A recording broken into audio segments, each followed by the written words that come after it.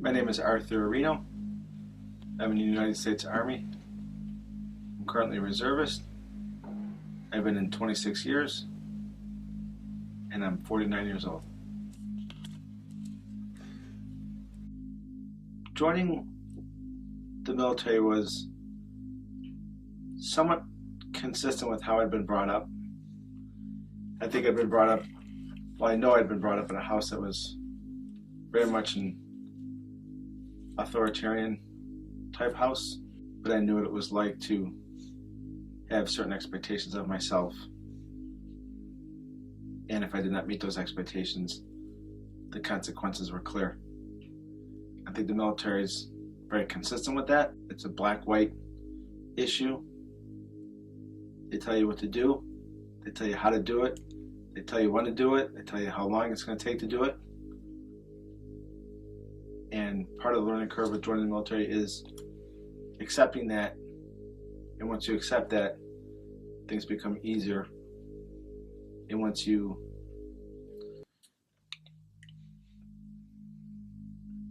incorporate that into your everyday life, it becomes routine. I think at this point in my life, it's certainly become routine. I chose to join after college. I chose for a variety of reasons. One of them was, which is a common reason amongst people in the military, is to further my college, or I should say my school experience, which I did. But it was also for other reasons. Part of it was curiosity, to be part of something bigger, an opportunity to do something that I haven't had a chance to do at that time. I think joining basic, I think my emotions were like a roller coaster. I remember in the first week, I think I had the same feelings that everybody else had, which was, holy shit, what the hell am I doing here? Why am I here? I'm surrounded by people I don't know. I've always said to this day that being in the military is harder for my wife than it is for me. Whether when I first joined, at least I was put into a group and I had 99 other friends, whereas she had to relocate to a new state 2,000 miles away, not knowing anyone. So for her, I think it was harder. For me, I went to work with people I eventually became friends with. She, on the other hand, it was a steeper learning curve for her. My name is Myra Areno, and my husband is Major Arthur Areno. Honestly, I didn't think anything of it. I just thought that we would be moving somewhere else, and that would really be about it. I never really thought about him being deployed because at the time, there was no war, nothing really going on to Major at the moment, so I really wasn't thinking about him being sent away once we maybe started a family. So I wasn't really scared. I was actually excited about seeing different places. Towards the end of his 4 years, we did get pregnant, and our daughter was due in May of that year, and he was due to get out in I think August. I'm not really sure. I don't remember. So we were trying to figure out what we were going to do. Do we want to stay in for a lifetime, or do we want to get out? At the time, he was trying to get into PA school, Physician's Assistant School. So we decided to come back home. I went overseas for about 25 months, back in 2003 to 2004, when things first started. At the time, I was only supposed to go to Texas, Fort Bliss, for 6 months. When I got to Fort Bliss, they looked at me, I looked at them. They said, "What are you doing here?" They said they didn't need me there. I thought, okay, I'll go back home. They said, "No, you're not going to go back home. You're going to go north." I was very scared. I didn't know how I was going to raise three young kids on my own. for a year. And I didn't know when we were going to see him again, whether via video or in person. So it was very scary for me. Thankful I had my mother who was by my side for that whole year. They then sent me to Kuwait. I got to Kuwait. Those 6-month orders expired. In the interim, was sent to Iraq because they needed people in Iraq and they took volunteers. And I thought Kuwait was the worst place that could be, and there was nothing better to me, to get out of Kuwait. I volunteered to go to Iraq. Up overseas again in 2009 and 2010 for 13 months. In the end, I wouldn't change it. I think it was some of the best, the most life-changing experiences I've had. Since then, I've spent another couple of years away from my family, but spending that time stateside.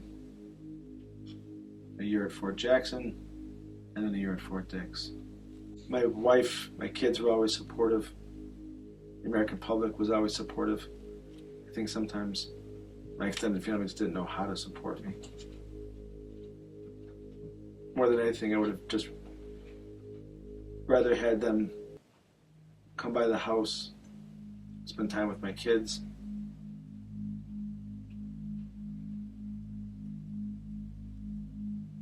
But I think if they would have realized it, maybe things would have been different. I think there's a difference between verbalizing your support and actually giving your support. I think it's when you go away and you go overseas, I think it's easier to get through that 12 months that you're away from your family if you know that your family is well taken care of. His family still doesn't understand why he continues to do this, why he continues to be away from his family. That's something we've talked to them about. They are a little bit more understanding now, 25 years later, but truly not supportive as we would like them to be. It's the end of his first deployment in 2003, 2004. I ended up taking a leave of absence from work. I was also working full-time out of the house when he was gone the first time. I ended up taking a leave of absence because it was too much for me. I couldn't, even with my mom's help. My mom almost basically lived at our house, really helped me cooking, taking care of the kids, but emotionally, I think I just became, I wouldn't say depressed. It was just a lot of stress and anxiety, and I didn't want the kids to see me that way anymore. So I took a leave of absence and I spent more time with the kids and myself. I needed some time for myself. I think people get caught up in their own lives and don't realize the support that they could have offered.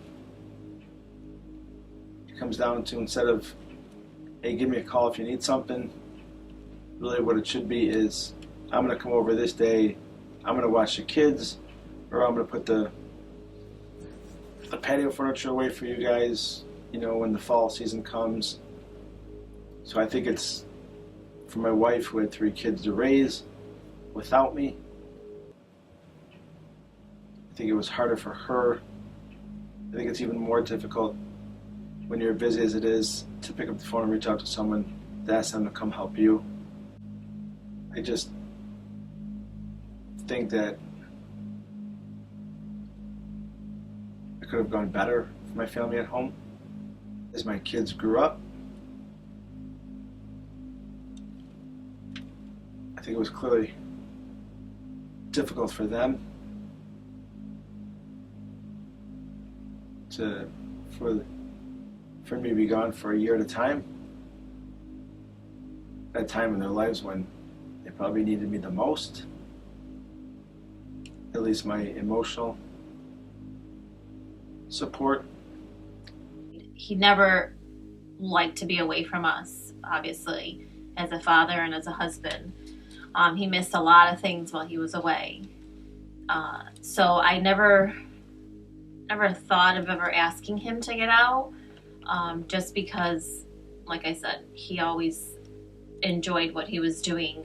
Serving his country was very important to him. So even to this day, we're 25 years into the military, I think. I've never asked him to get out. It's something that he truly enjoys. There has been a lot of sacrifices on my part and his part, as well as our children.